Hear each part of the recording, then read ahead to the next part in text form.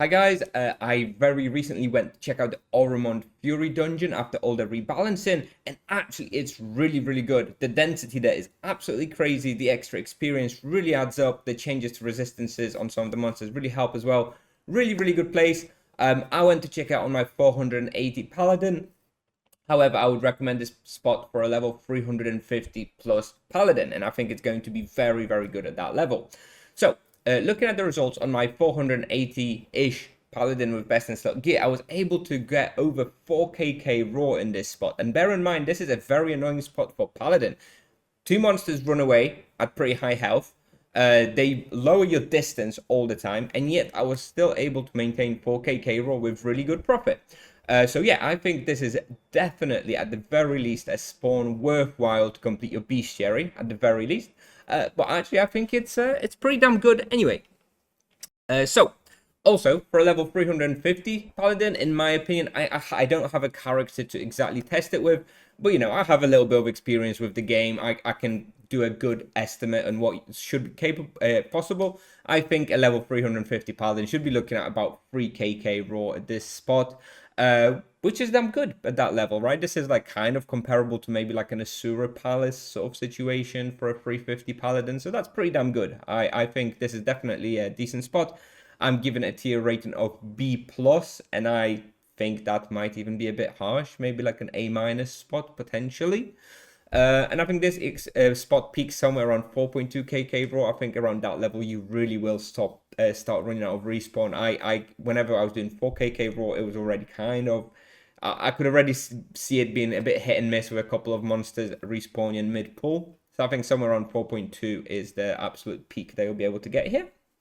With regards to difficulty, it's about a 7 out of 10 at 350. I think, you know, you do get massive boxes. You will be like surrounded by Furies and certain pulls, like 8 Furies on you, which they do, you know, a reasonable amount of damage, but it's nothing crazy. So it's still definitely survivable on a 350. By the time I went here, it was basically trivial, so it does get very easy. With regards to bestiary, it's very fast, and that's why it's so cool to make sure that you come here. You can do Fury bestiary in 4 hours. You're doing about 650 Furies per hour, which is absolutely crazy. In addition, if you don't have nightmares or specters, you will also do those in that time. About 3 hours for nightmares and about 2.5 hours for specters. You can see all my results here on the right, the equipment I was using, the character I was using. Yeah, very fun spawn. I found it very fun, ignoring the annoying mechanics of monsters running away. So I guess that's worthwhile to mention as well. Like, don't worry about the monsters running away. They have very little health, and you will be killing them most of the time. But if they run away, don't chase them. Just ignore them. Just, you know, you're not prioritizing the nightmares. You're not prioritizing the specters. You're prioritizing the furies. So basically, just treat the spawn as fury only, and the other monsters will just be dying as they, you know, as you go along. I wasn't worrying about them. I wasn't chasing them. If they run away, they run away. I was focusing on the Furies, and at the same time, all the Nightmares and Spectres were also dying as well, but wasn't too worried about it. So, you will need Dark Trails quest. This is probably the most annoying part of this sort of hunting spot, because it's quite an annoying quest to get up to this stage, mostly because you will need 4 players to complete the boss. The Ravager, he's called. You will actually need 4 people to do it with you, and not many people want to do it. So that's the most annoying part, and then you will be able to hunt here. So hopefully you can find someone. You will need Dwarven Ring, because they do make you drunk, and this place in fact will be hunted by knights and paladins. This is, by the way, the best knight spot. Like, this is very good for a knight. So if you're a knight, definitely come here. It's slightly worse for a paladin because of the fact that the monsters run away and of the constant skill debuff, but it's very good for a knight as well. And I think probably a druid or sorcerer can also hunt here, similar to how paladin hunts here, just ignoring the specters and nightmares but focusing on the furies. I think should be manageable. Probably not that great, but should be doable. You just need all standard imbuements, no protection imbuement, prioritize physical protection. If you can get some death protection in that would be good as well. Supplies per hour, I used about 1500 great mana, about 50 ultimates, 1500 diamond arrows, 600 thunderstorm runes, and you don't need bullseye potions in this respawn because of the constant skill debuff. They would just be taken away every 2-5 seconds, so it's not really worth it. With regards to charms, Fury is one of the most potent monsters in the game for all sorts of charms, so you'll definitely find something you can apply on her. And I wouldn't really bother with charms on nightmares and specters unless you want to go for something really niche, like the void call or whatever it's called, the extra leeching, for example, from nightmares or specters, because you don't need any damage charms on them, in my opinion, most likely. Maybe you'll want like one of those which cripples them, right? Stops them running away or something. I don't know. It's kind of niche. I wouldn't really worry about it. Just if you're hunting here past unlocking the bestiary on Fury, just put something on Fury, and that will be the only really thing that's worthwhile. Now, when it comes to the wheel, this is really important. You definitely need to be using T1 Grenade. It's a must-have. Otherwise, your results will really suffer. If you're not used to using the grenade, this is the spot to learn. The reason is because a lot of the damage you deal here is actually magic damage, because you constantly have skill debuff from the Furies. So you're not dealing that much physical damage. In addition, specters are basically immune to physical damage, or they take very little from it. So the T1 grenade really helps kill them. And same with the nightmares. The T1 well-timed T1 grenade is how you end up killing the specters and the nightmares.